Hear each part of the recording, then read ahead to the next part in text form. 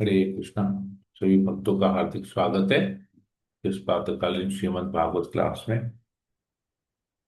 तो हम जन्म के पीछे जो दुख है, जन्म,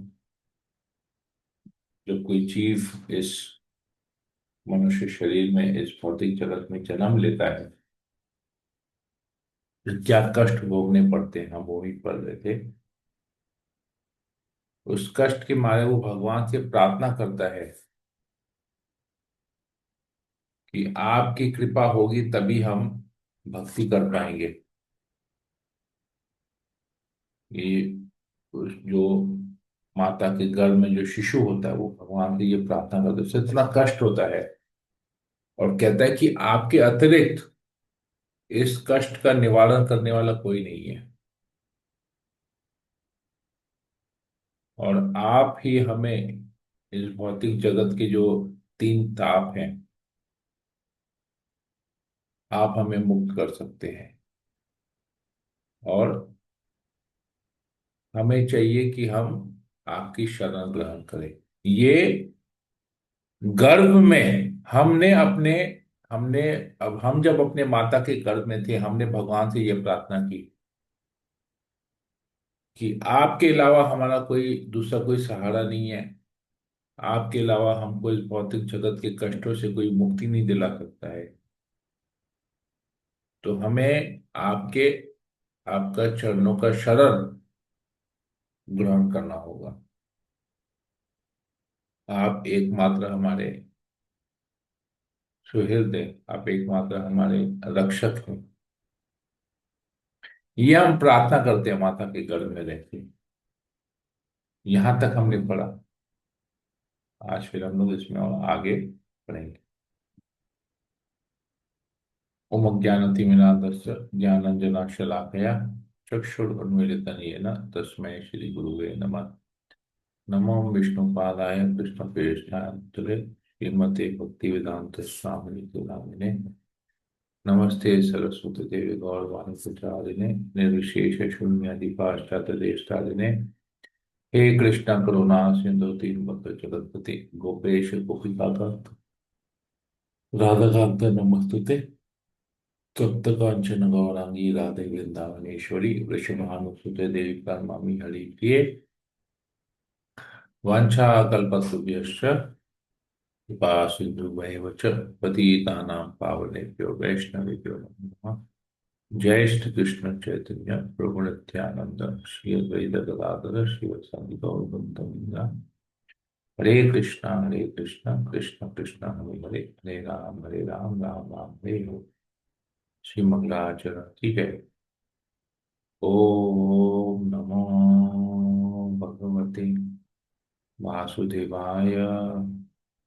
ओम नमो भगवते वासुदेवाय।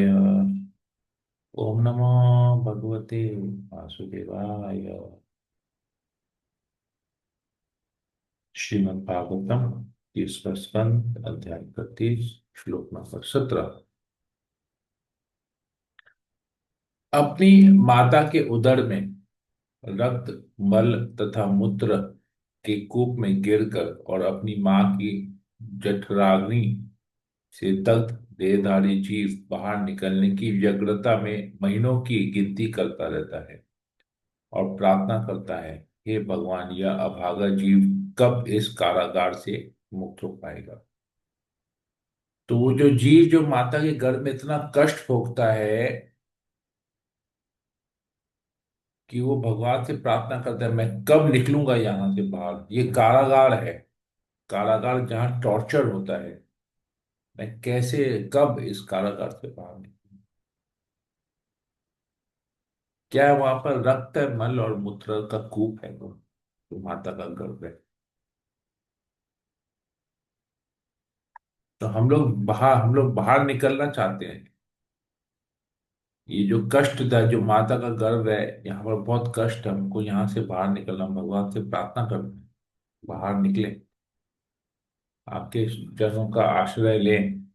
गर्भ में ये सब प्रार्थना करते हैं, जल्दी से यहाँ से बाहर निकले, बहुत कष्ट भोग रहे हैं, बाहर निकलेंगे और तुरंत आपके चरणों का आश्रय लेंगे, भक्ति करेंगे। ये हम प्रार्थना करते हैं भगवान से। हे भगवान, आपकी अहेतुकी कृपा से मुझ में चेतना आई।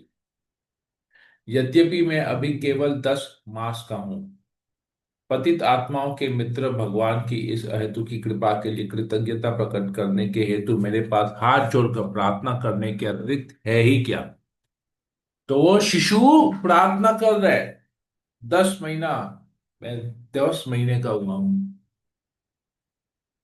और मैं, आपकी कृपा से मुझे चेतना मिली है।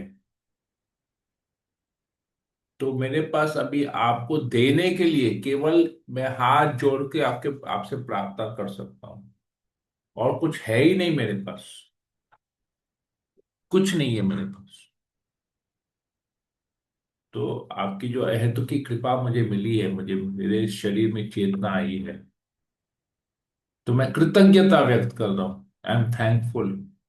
मैं आपका आभारी हूँ। अन्य प्रकार का शरीरधारी जीव केवल अंत प्रेरणा से देखता है। वह उस शरीर के ग्राह्य तथा अग्राह्य अनुभवों से ही परिचित होता है, किंतु मुझे ऐसा शरीर प्राप्त है जिसमें मैं अपनी इंद्रियों को वश में रखता हूँ और अपनी गंतव्य को समझता हूँ। अतः मैं उन भगवान को सादर नमस्कार करता हूँ जिनके आशीर्वाद से मुझे यह शरीर प्राप्त हुआ है, और जिनकी कृपा से मैं उन्हें भीतर और बाहर देख सकता हूँ। तो ये शिशु प्रार्थना कर रहा है कि मैं कितना भाग्यशाली हूं, मुझे ये मनुष्य का शरीर मिला है। इस मनुष्य के शरीर में मैं अपने इंद्रियों को वश में कर सकता हूँ, सेंस कंट्रोल कर सकता हूँ, आपके बारे में जान सकता हूँ, भक्ति कर सकता हूँ अपने गंतव्य को, कि आप की भक्ति करना, आपका चरणों का आश्रय लेना मेरा परम गंतव्य है। मेरा जीवन का और कोई लक्ष्य नहीं है, वही मेरा गोल है। अल्टीमेट गोल ऑफ लाइफ यही है कि मैं भक्ति करूं।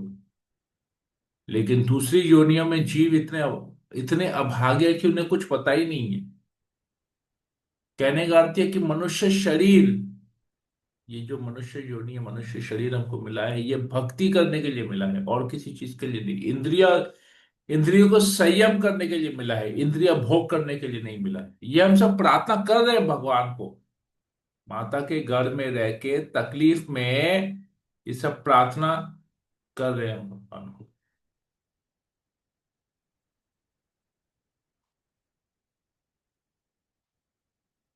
अतः हे प्रभु, यद्यपि मैं अत्यंत भयावह परिस्थिति में रह रहा हूं, किंतु मैं अपनी मां के गर्भ से बाहर आकर भौतिक जीवन के अंधकूप में गिरना नहीं चाहता।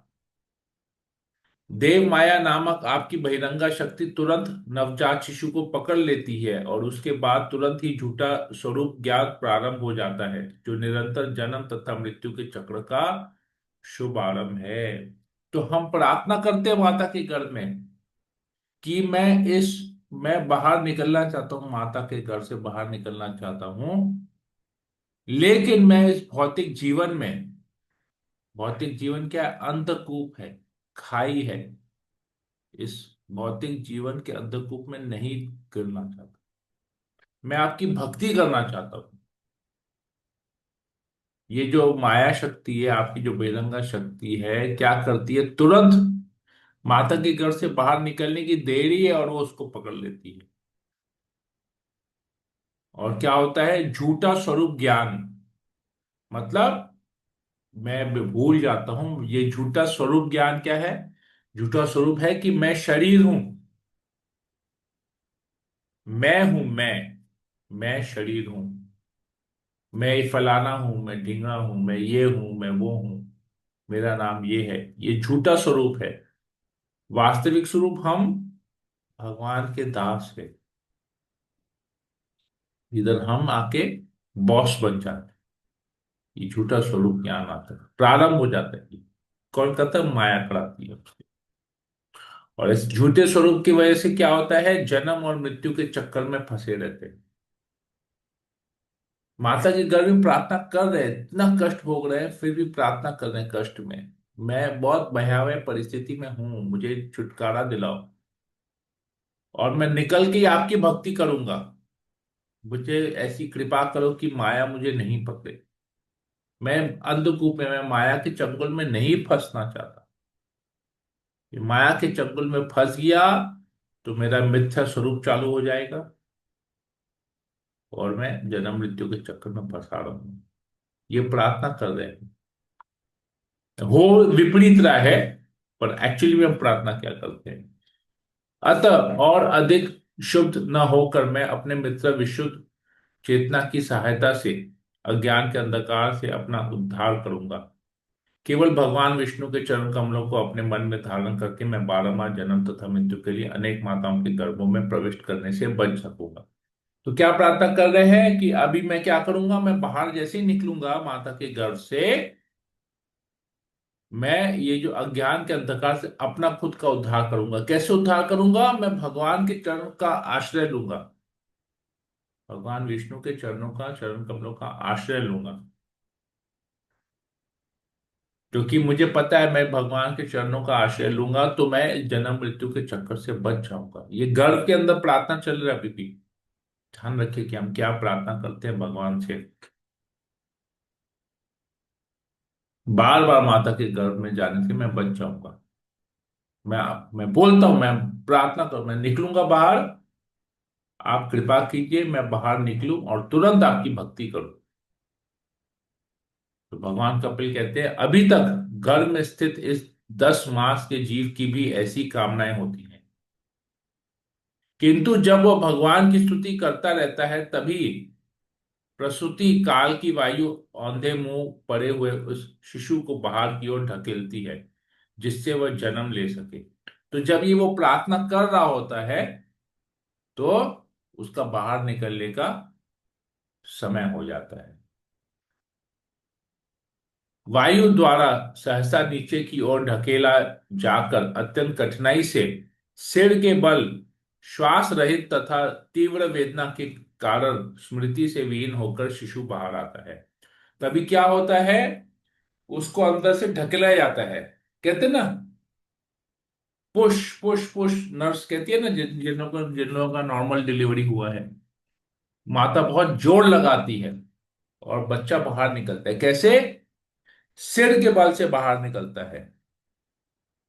और उस समय जब बाहर निकलता है तो क्या होता है, श्वास रहित होता है, सांस ले नहीं पा रहा होता है और तीव्र वेदना, कष्ट होता है उसे।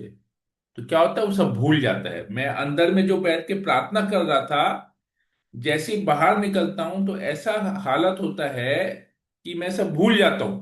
हम लोग सब भूल जाते हैं, स्मृति से विहीन होकर। अंदर इतना इतना हम लोग ज्ञान का बात कर रहे थे कि मैं फंसा हुआ हूं, भगवान के अलावा हमारा कोई आश्रय नहीं है, मैं अंधकूप में हूं, मुझे जन्म नहीं लेना है, बार बार माता के गर्भ में नहीं जाना है, मैं जन्म मृत्यु के चक्कर से छुटकारा चाहता हूं। मैं भक्ति करूंगा और कुछ नहीं करूंगा, बाहर निकल के माया से नहीं फंसूंगा। भगवान से प्रार्थना करते आप कृपा कीजिए कि मैं भक्ति कर पाऊं। जैसे ही बाहर निकलते सब भूल जाते हैं। देखिए, ये हालत है। इस प्रकार वह शिशु मल तथा रक्त से सना हुआ पृथ्वी पर आ गिरता है और मल से उत्पन्न कीड़े के समान छटपटाता है।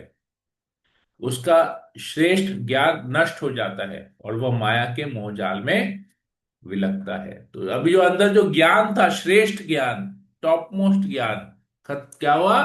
पूरा जीरो हो गया, खत्म। इतना सब कुछ फिलॉसफी जो चाह रहा अंदर बैठ के, सारा निकल गया बाहर, खत्म। क्यों ऐसा होता है हम बताएंगे आगे। उधर से निकलने के बाद शिशु ऐसे लोगों की देख रेख में आ जाता है और उसका पालन ऐसे लोगों द्वारा होता रहता है जो यह नहीं समझ पाते कि वह चाहता क्या है। उसे जो कुछ मिलता है उसे वह इनकार न कर सकने के कारण वह अवांछित परिस्थिति में आ पड़ता है। तो बाहर निकलता है, सभी परिवार वाले सामने होते हैं। वो परिवार वाले समझ नहीं पाते कि शिशु को एक्चुअली क्या चाहिए। इस शिशु ने माता की गर्भ के अंदर क्या प्रार्थना किया। क्यों? क्योंकि वो लोग शास्त्र पढ़े नहीं है। बाहर आते तो सब भूल जाते हैं। अभी मैं भी भूल गया बाहर आके। मैं जब माता के गर्भ से बाहर निकला, माता के गर्भ में मैंने भी प्रार्थना की। कि मैं भक्ति करूंगा, मैं भगवान के चरणों का आश्रय लूंगा, लेकिन जैसे ही बाहर निकला मैं भूल गया। मैं भूल गया, लेकिन भक्तों की कैसी विशेष कृपा हुई, मुझे वैष्णव कृपा हुई, भगवान की कृपा हुई, वैष्णव का संग मिला, शास्त्र पढ़ने का अपॉर्चुनिटी मिला। अभी वो अपॉर्चुनिटी को, वो उस अवसर को मैं शास्त्र पढ़ रहा हूं, मैं समझ सक रहा हूं कि क्या है। लेकिन साधारण लोग जो पढ़े नहीं है, वो तो बोलेंगे अरे वाह, तो मिठाइयाँ बांटेंगे, हमारे घर में बच्चा हुआ है, लड़का हुआ है, लड़की हुई है, मिठाई बांटेंगे, पार्टी देंगे। ये नहीं सोच रहा है कि एक और जीव आ गया, जन्म मृत्यु के चक्कर में फंसने, खुद का तो उद्धार नहीं कर पा रहे, उसको भी ले डूबेंगे हम। खुद तो डूब ही रहे हैं, नरक का रास्ता बना रहे हैं, उसको भी नरक के लिए ही हम कर रहे हैं, उसके लिए हम खुशी मना रहे हैं, नरक ले जाने के लिए, खुद नरक जाने के लिए और उसको भी नरक ले जाने के लिए खुशी मना रहे हैं। तो ये तो नहीं समझ पाते कि वो क्या चाहता है, जो परिवार वाले हैं वो समझ नहीं पाते कि ये छोटा बालक चाहता क्या है, जो अभी नवजात शिशु है वो क्या चाहता है। और नवजात शिशु भी कोई चीज इनकार नहीं कर पाता है, उसे जो भी मिलता है वो को स्वीकार कर लेता है। पसीने तथा कीड़ों से भरे हुए मैले कुचैले बिस्तर पर लिटाया हुआ शिशु खुजलाहट से मुक्ति पाने के लिए अपना शरीर खुजला भी नहीं पाता।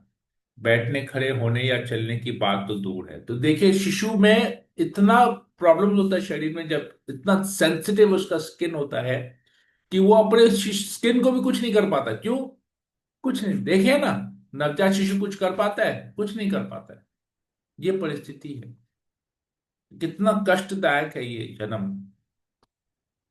इस असहाय अवस्था में मुलायम त्वचा वाले बालक को डांस, मच्छर, खटमल तथा अन्य कीड़े काटते रहते हैं, जिस तरह बड़े कीड़े की को छोटे छोटे कीड़े काटते रहते हैं। बालक अपना सारा ज्ञान गंवाकर जोर जोर से चिल्लाता है। इस प्रकार विविध प्रकार के कष्ट भोगता हुआ शिशु अपना बाल्यकाल बिताकर किशोर अवस्था प्राप्त करता है। किशोर अवस्था में भी वह अप्राप्य वस्तुओं की इच्छा करता है, किंतु उनके न प्राप्त होने पर उसे पीड़ा होती है। इस प्रकार अज्ञान के कारण वह क्रुद्ध तथा दुखित होता है। तो अभी डिमांड चालू हो गया, इच्छाएं चालू हो गई, लेकिन सारी इच्छाएं तो पूरी नहीं होती है। अब सारी इच्छाएं पूरी नहीं हो रही है, चीजें नहीं मिल रही है, तो गुस्सा आता है, शोक होता है, दुख होता है।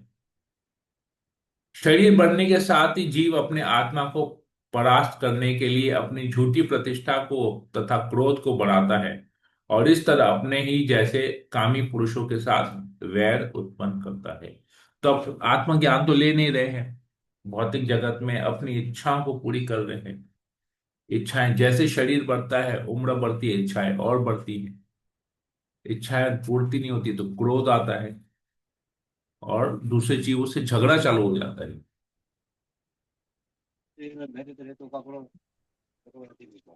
ऐसे अज्ञान से जीव पंच तत्वों से निर्मित भौतिक शरीर को स्व मान लेता है।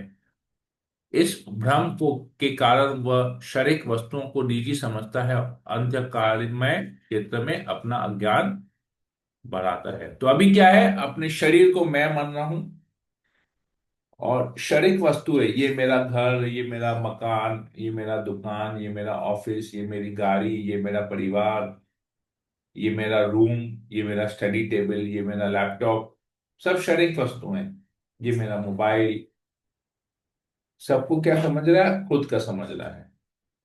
और क्या हो रहा है? अंधकारमय क्षेत्र में, अंधकार वाले क्षेत्र में कुछ मेरा नहीं है, लेकिन फिर भी सब कुछ अपना समझ रहे हैं। अज्ञान वाले अंधकार में, मतलब अज्ञान के जगत में क्या कर रहा है? अपना अज्ञान और बढ़ा रहा है। ज्ञान नहीं ले रहा है, अज्ञान बढ़ा रहा है, सब कुछ अपना समझ के ज्ञान को बढ़ावा दे रहा है। जो शरीर जीव के लिए निरंतर कष्ट का साधन है, और जो अज्ञान तथा कर्म के बंधन से बंधे जीव का अनुगमन करता है, उस शरीर के लिए जीव अनेक प्रकार के कार्य करने पड़ते हैं, जिससे वह जन्म मृत्यु के चक्र के अधीन हो जाता है। तो इस शरीर को पालन के लिए प्रयास कर रहे हैं। बहुत अच्छा घर चाहिए, फ्लैट चाहिए, 3 BHK चाहिए, 4 BHK चाहिए, रूम में AC चाहिए, सारी सुख सुविधाएं चाहिए, ये चाहिए, वो चाहिए, ऐसा चाहिए, वैसा चाहिए। तो ये सब सुविधाएं लेने के लिए कार्य करता है, और कार्य करके जन्म मृत्यु के अधीन हो जाता है। क्योंकि कार्य जन्म मृत्यु के चक अधीन होने वाले ही कर रहा है, छुटकारा पाने वाले, मुक्त होने वाले कार्य नहीं कर रहे, क्योंकि भक्ति नहीं कर रहे हैं। भक्ति करेंगे तो मुक्त होंगे, तो भक्ति नहीं हो रहा है, तो अपने ये कार्य हो रहा है। अतः यदि जीव विषय भोग में लगे हुए ऐसे कामी पुरुषों से प्रभावित होकर, जो स्त्री संग सुख व स्वाद की तुष्टि में ही रत है, असत मार्ग का अनुसरण करता है, तो वह पहले की तरह पुनः नरक हो जाता है। तो अभी क्या होता है, स्त्री के प्रति आकर्षित हो गया, शादी कर लिया, बच्चे पैदा कर लिए, और उन बच्चों के लिए भी वैसे ही वापस कर रहे हैं, भौतिक जीवन बिता रहे हैं, इंद्रिय सुख दे रहे हैं, इंद्रिय भोग कर रहे हैं। तो खुद तो नरक जा रहा है, अपने बच्चों के लिए भी नरक का रास्ता खोल रहा है, कि भाई वो लोग भी नरक में जाएंगे। क्यों? क्योंकि भक्ति नहीं कर रहे हैं, न खुद कर रहे हैं, न बच्चों को भक्ति करवा रहे हैं। तो खुद तो नरक जा रहे हैं, बच्चों को भी नरक ढकेल रहे हैं। ये हालत है। हरे कृष्णा।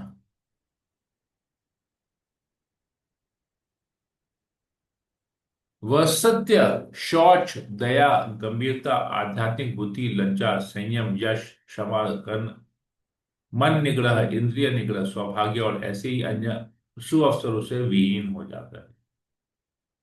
झूठ बोलता है, दया है नहीं, मांसाहार करेंगे, नॉन वेजिटेरियन खाएंगे, दया कहां से आएगी? साफ सुथरा नहीं रखते हैं, सोए रहेंगे, बिस्तर पे ही खाना पीना करेंगे, सुबह उठेंगे, इधर उधर घूमेंगे, 2 घंटे 4 घंटे बाद नहाएंगे, कैसे होगा? पूरा शरीर गंदा।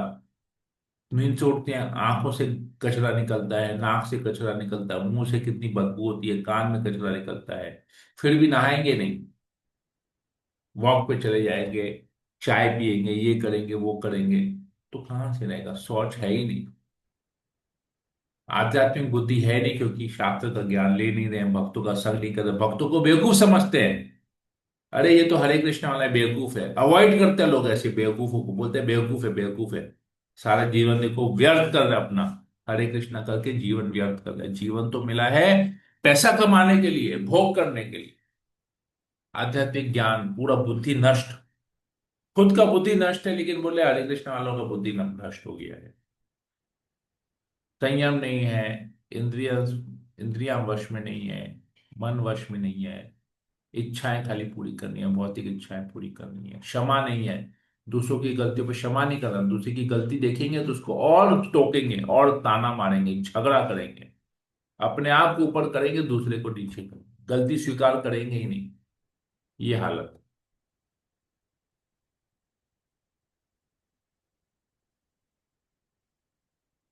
तो मनुष्य को चाहिए कि ऐसे अभद्र अशांत मूर्ख की संगति न करे, जो आत्म साक्षात्कार के ज्ञान से रहित हो और स्त्री के हाथों का नाचने वाला कुत्ता बनकर रह गया हो। देखिए कितना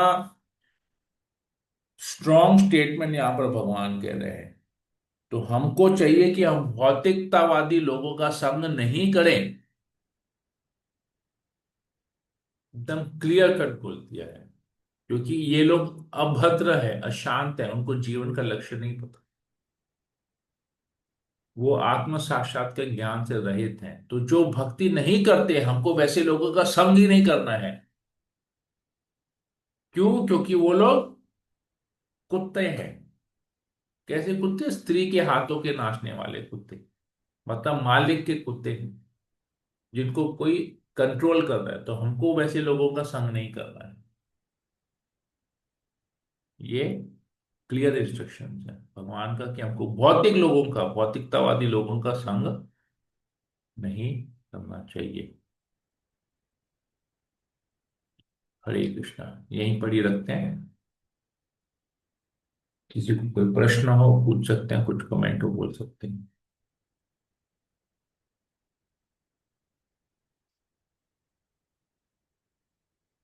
ओके, कुछ पूछना है किसी को? नहीं।